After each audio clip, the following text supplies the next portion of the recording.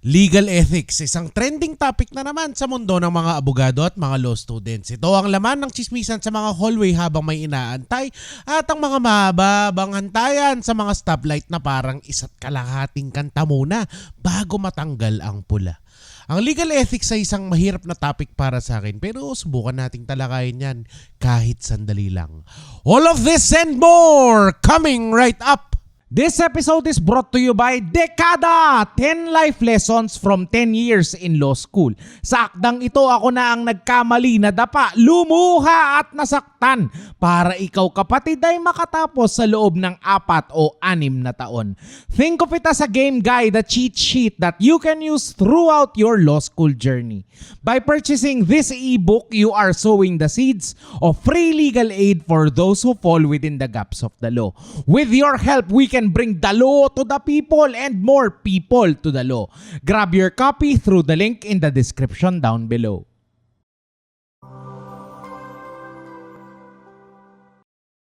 Hi, my name is Lex and welcome to Lex in Motion. In this channel, I'll be helping you build your competence, confidence, and capability in law school.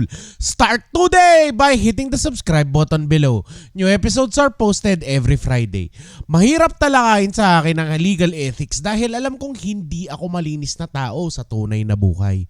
Naniniwala kasi ako na para ikaw ay magsalita, tungkol dito ay dapat malinis ang iyong mga kamay. He who comes to court must come with clean hands. Scratch that, kapatid! Hindi siya gender neutral. Dapat pala ay they who come to court must come with clean hands. Sa isang Bible story, Jesus passed the sentence on the woman whom they accused of adultery. He told them that let the first person who is without sin cast the first stone. Tatapatin kita, kapatid. Baka tulad nila ay hindi rin ako mambabato. Over the years, I have had my hands dirty so that the hands of others would stay clean. I have had occasions where I had to sink to the gutter because I needed to drag someone down to hell. I am a lawyer and my duties to the Constitution, the courts, and to my clients. These duties notwithstanding, I feel that at the end of the day, my work should spark joy. Madalas itong nangyayari kung kaya kong sabihin na ako ay naging panabla ng mga nahihirapan. Kaya kong manakit, kapatid, kaya sa isip ko hindi din ako absolutely ethical.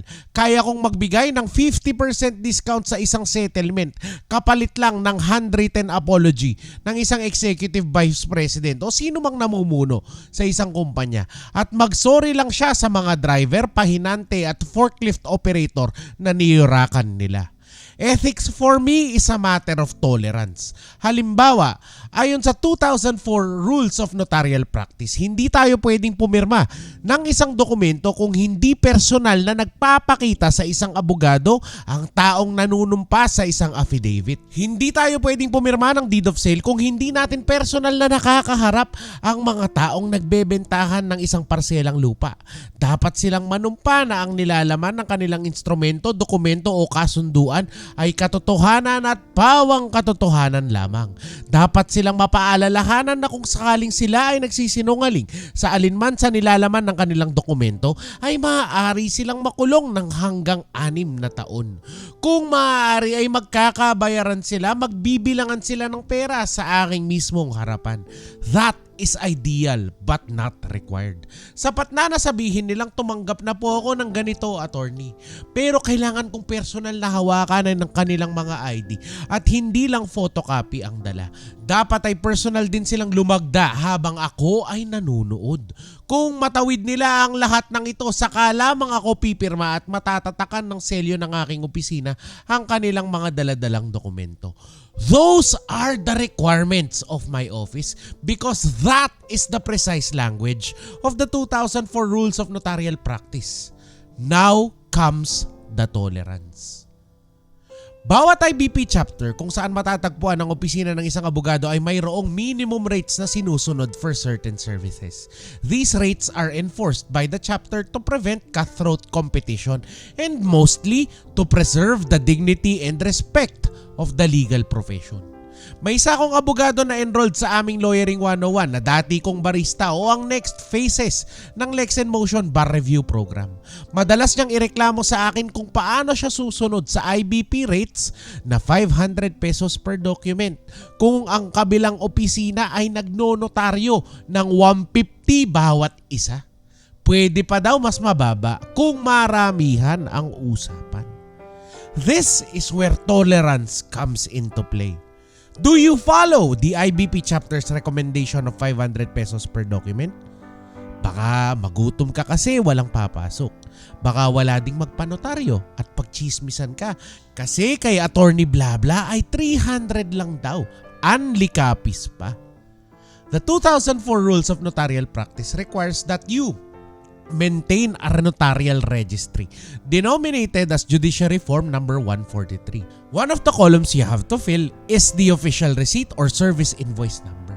For each receipt you issue, you have to pay 3% of it as percentage taxes due after each quarter. Again, here is tolerance. Kaya mo bang hindi sundan ang rule na ito? Kaya mo bang sabihin na okay lang siguro ito? Show of hands lang kapatid. Kung ikaw ay nagpanotaryo na hindi ka pinasumpa sa harap ng abogado, please pause this video and type here in the comments down below. Kung ikaw ay nagpanotaryo na hindi ka binigyan ng resibo, please pause the video and type resibo in the comments down below. These things happen kapatid. Meron pa ngang mga bagong abogado na inaalok ng royalty fee o isang fixed na halaga kada buwan kung saan ang isang abogado ay magpe-petition para maging notaryo publiko. Once successful sa halagang 30,000 pesos to 50,000 pesos per month, isang grupo ang hahawak ng iyong notaryo. Pati ang reportorial requirements. Kailangan mo lang ituro kung paano gawin ang iyong pirma. Kaya mo ba yun kapatid? Tandaan ang halagang 50,000 pesos kada buwan ay hindi pinupulot. Tandaan ang halagang 50,000 pesos ang pahirapan mong mabuo kada semestre. Maigapang lamang ang iyong pag-aaral. Ang pagtanggap ng pera na hindi mo naman hiningi para sa isang bagay na gagawin mo naman talaga ay hindi naman siguro masama. Nagiging masama lang ba siya dahil dumami bigla ang nakakaalam? Nagiging masama lang ba siya dahil pangit talaga tignan? Maano ba namang kumain tayo ng masarap sa lugar na iilan lang ang nakakapunta alang-alang sa pakikisama? Ay biglang ikakasama na ba natin ito? Those questions are questions that you should be able to answer now, all on your own. Your answer to those questions would probably change over time. There are certain lines in ethics, kapatid. Once you cross these lines, often there is no uncrossing them. You can find atonement now or in the future, but once your tolerance grows, mahirap na bumalik. Your ethics, kapatid, start with who you are and what you do right here, right now. Kung ikaw ay ang tipong estudyante na okay lang sa iyo ang counting kopyahan at turuan, maparesit man yan o exam, hindi magiging imposible na maaaring ikaw ay maging abogado na okay sa influence peddling. Sa konting pasuyo naman, brother. Total, estudyante pa lang kayo ay nagtutulungan na kayo.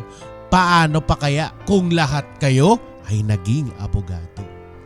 The kind of lawyer you're going to be is determined by the kind of law student you are right now. If you believe in integrity or the ability to do the right thing, especially when no one is watching, then start today by practicing that. Read during all of the time you're supposed to be reading. Work because work is good, work is necessary, and work will pay off in time. Hindi kailangan na magsimula ka na mabuting tao.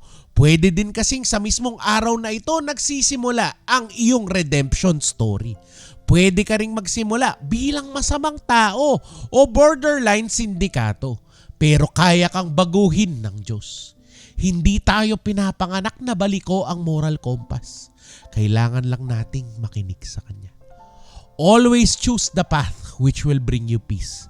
The path which will help you sleep better tonight.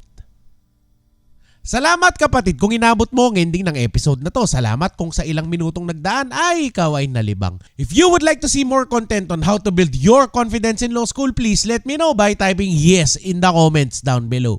Alam ko na simpleng yes lang ito kapatid, pero mahalaga ito sa amin. By typing yes in the comments, you are telling me and telling the team that what we do here is helpful kahit may sakit ako.